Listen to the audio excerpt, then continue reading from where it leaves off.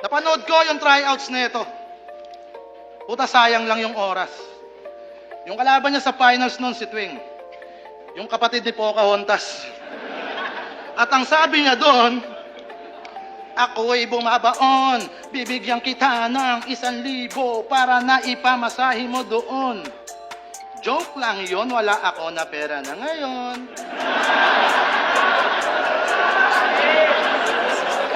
Wala ikaw na pera na ngayon? Wawa naman ang Ujiwon. October 7, 2023 nang maglabas si Boss Arek ng isang solid na lineup at ito nga ay ang napaloob sa Vuelta Balentong 10 kung saan ay napakaraming mabibigat na battle MC ang mga naka-line up dito. At syempre, may mga bago din naman at karamihan nga sa mga bago dito ay nanggaling pa sa iba't ibang liga tulad ng Polo, Motos, Battle League. At isa na rin sa mga liga na marami na rin napakilala na mga mahusay na battle MC. Karamihan nga ng mga battle MC na nanggaling sa na-mention kong liga ay talagang panggira ang mga estilo at hindi ito gaanong nagpapatawa sa mga laban nila. At siguro piling linya lang ang ating maibabahagi dito sa videong ito. Yung mga linya lang na sa tingin ko ay magpapangiti kayo. Kaya naman, yan ang ating aalamin sa video na ito. Welcome back ulit guys sa aking munting channel. For today's video ay papanoorin natin ang Vuelta Balentong 10 Best Funny Lines. At paalala ko lang muna, ang mga clips na inyong mapapanood sa araw nito ay ayon lang sa abot ng aking nakayanan at kung meron man akong hindi naisama ay pwede kayong mag-comment sa baba at atin yung pag-uusapan sa susunod nating video. So tara na!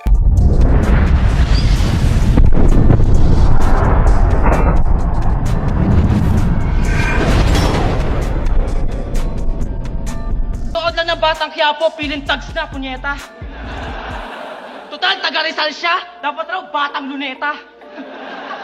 Sabihin, mayabang ako. Puro damay na naman. Sinadya ko lang yun. Ito'y ganti para sa anak ni C9 na minsan mong dinamay sa laban. Pati sa asawa ni Kairam na minsan mo ring pinagnasaan. Pati sa tita ni Sequence na pinatarpulin pa nga niyan. Tutangin, palamunin, buhay niya, tragedy. Maawa kami sa iyong inahing si Mama Mercy. Maawa, utang, Mama Mercy. Nakuha mo to? Ang sinasabi ko, pautang ina mo.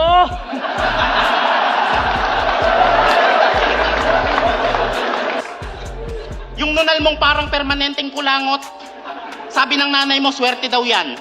Naniwala ka naman. Yayaman ka daw dyan na parang nanalo sa sugal. Kaya hindi ka na nagtrabaho, umasa na lang sa nunal. Sa kalyo ng palad daw makikita ang tagumpay. Sabi nitong ulol, baka bigla ka na lang sipain ang successful na putol. Utang ina ka? May cancer mama niya nung siya ay bata pa. May cancer sa puke. Lumaki. Ano yung joke dito? Isa nga sa mga nag-improve na battle MC ngayon ay si Vitrom. Yung makikita natin dati na Vitrom noong pandemic ay masabi nating ibang-iba na sa estilo niya ngayon at makikita mo talaga na kaya niya nang i-apply sa mga battle niya ang kanyang pagpapatawa. At mapapansin mo na habang patagal ng patagal siya sa liga ay mas lalong na-appreciate ng mga tao ang kanyang performance at di lang naman si Vitrom, halos lahat naman ng mga nakasabayan niyang battle MC ay makikita mo talaga sa kanila ang kanilang improvement. Nag-costume ako ng Darna para ipakita na hindi lahat ng bato masama. At ang tunay na pangalan niya, Nico. Kapag nasa stage, baliw. Nico, baliw? Good! Hindi, wag na natin. Balita ako, tatakbo ka ng kagawad. O pues wag ka masyado magpagod. Palakpakan. Dating humihigop ng tamod, ngayon maglilingkod. Sabi nyo, imbis na temperatura, numero ni Santanas ang lumabas. Santanas? Kamag-anak ba yun ni Santa Claus? Puta, Santanas, baka tinutukoy mo si Satanas. Demonyo ka, di mo alam. Bedroom at Ultimate ay matalik na magkaibigan. Magtropang adik na pag nakagamit kanilang trip ay magpuwitan. Pero totoo ba bulong-bulungan? Kung ba't kayo nagtutumbungan? Para kung sakali na mahuli, di na masyadong masakit pag sa kulungan. Sobrang down niya raw kay God, si Pura Luka, dindis. Putang ina nun eh. Sasapakin ko yun pag nakita ko. Malaman-laman ko na lang si Pura Luca, tita mo. At isa pa nga sa mga solid na laban dito ay ang Manda Baliw versus Batang Rebelde na talaga namang inabangan dahil na rin sa undefeated pa dito si Manda Baliw. Although yung mga tinalo niya ay mga kapwa kasabayan din niyang battle MC at di pa siya nakakaharap ng mga veteranong MC ng Flip Top. Pero yun nga at di rin ito kinaya ni Batang Rebelde. At isa pa nga sa mga solid na tawanan ay ang naganap na laban sa pagitan ni Sir Deo at J. King na parehong komedyante. Yun nga lang ay mas kilala si J. King sa pagpapatawa, unlike nga kay Sir Deo na kilala natin sa kalokohan at mga kabastusan nito sa battle. Although medyo binago na niya yung estilo niya ay di pa rin mawawala ang battle na nagpasama sa kanya. Patay ito sa akin! Gamit ang mga barang nakakagulat na parang si Titong umakyat sa kwarto ni Pamangkin.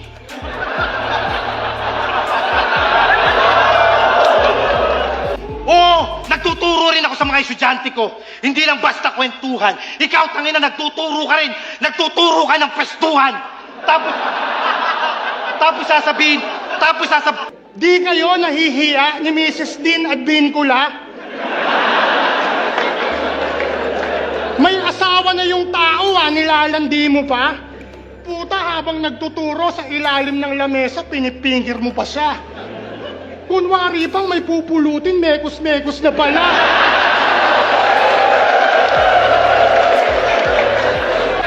Ito ba yung nagtatawag ng all gods? Ito ba yung nagtatawag ng all gods? Tipong si Looney at si Apex yung hangad niyang sungkitin. Ikaw kaya mo lang magtawag ng all gods, ako kaya ko silang hindi siputin. Kaya ngayon, alam mo na, ano pinagkaiba natin? Ikaw tawag ng tawag sa kanila, sila naman tawag ng tawag sa akin.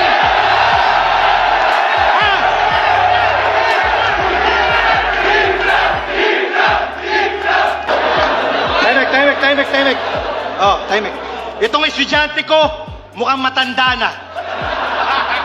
At syempre dahil umabot ka sa part na ito at kung bago ka lang nakapasyal sa channel ko ay nanyanyahan muna kita na mag-subscribe at pakihit na rin ang bell button para lagi kang updated kung may bago kong ilalabas ng mga video tulad nito. At papalo at like na rin ang ating Facebook page, nag-upload ako doon ng mga content about sa hip-hop at flip top. Maraming salamat at magpatuloy tayo. Personalan na! Yung tatay mong na-stroke, mukha siyang laging nagmamuay thai. May kakaiba Yung tatay mong na-stroke, mukha siyang laging nagmamuay thai. May kakaiba na gang sign. Mas wala pa siyang silbi sa mga gwardiya tuwing nighttime tapos pag nakahiga para naman siyang kangaroo na naging biktima ng landslide.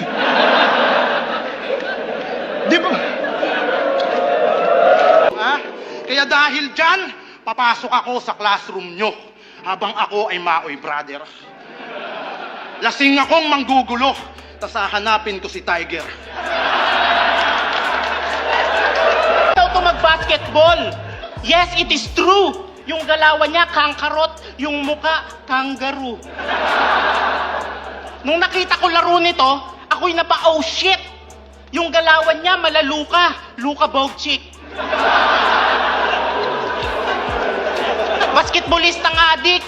Lakas ng tama mo, sir. Pag nakakasalubong mo to sa daan, biglang nagko-crossover. Isa pa nga sa masasabi kong match na laban ay itong Livgram versus GL. Kilala nga natin si Livgram sa pagiging komedyante at lalong-lalo na sa mga line marking niya. Isama mo na rin ang mga panggagago niya sa mga nakakalaban niya at syempre, di rin mawawala ang pangdikdikan nitong linya na minsan pa nga ay kayang sumabay sa mga seryosong linyahan. At mukhang di niya binigo ang mga tao dito dahil talagang pinaghandaan niya si GL dito. At di umubra kay Lip ang mga sulat ni GL dito. Isama mo na rin ang isang line mark na talaga namang nagpakilala kay GL. Isipin mo yon, kahit napakatagal na ng battle ni GL ay nahalungkat pa rin ni Livgram at nagawa pa niya itong pasikatin sa flip top at sa iba pang liga ay marinig nga ito. Pero magre-rebat yan. Uulitin niya na naman yung, kaya ako maitim kasi ako ay proud Pinoy. Pukin ang ina mo. Pinoy maitim. Isipin nyo nga si Emilio Aguinaldo, Egoy. O kaya si Jose Rizal, Niga. Diba? Mababago yung kasaysayan dahil sa katangahan nito. Yung mga miyembro ng Katipunan magiging Katipunegro. Si B. Cortez inis sa'yo kahit galing yun sa labor. Dahil puro ka daw favor. Nagsiselos kay Kidlat, akala mo? Nagsiselos Tapos kay Kidlat, akala mo kung sinong fame whore? Taga-ubos lang naman ng hotdog sa refrigerator. Tapos kay Blacksmith sabi niya, Balakid, Allen, Carry, Step. That French pure Step. Balakid, Agyan,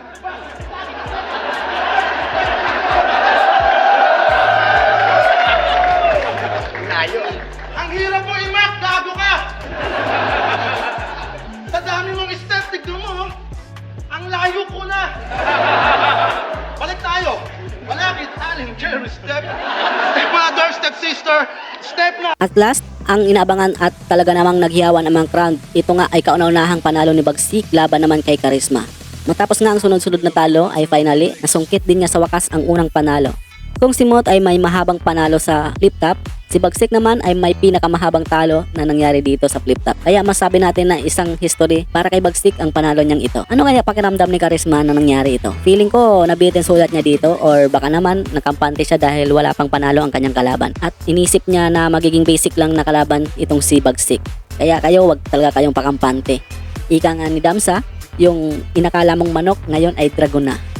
Tama ba? Di ba dating idol mo ko?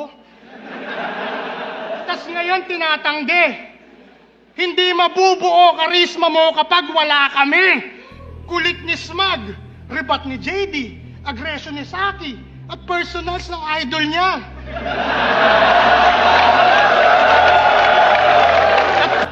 Tanapiling icon na ng hip-hop porket napuri lang ni Marlon.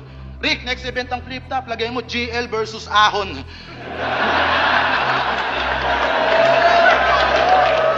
Yung ex niyan si DB, nasa India na nung na-stalk ko siya minsan.